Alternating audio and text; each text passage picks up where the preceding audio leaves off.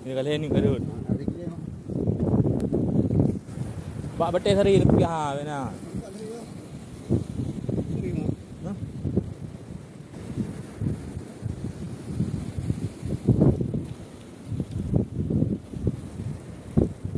Ni betul man.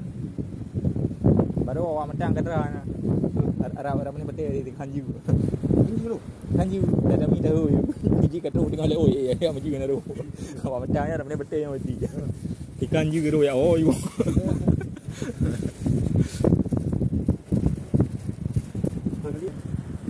Ya? Betul dia. Baru okey ke ka ni cuti dah sampai 3 hari ke.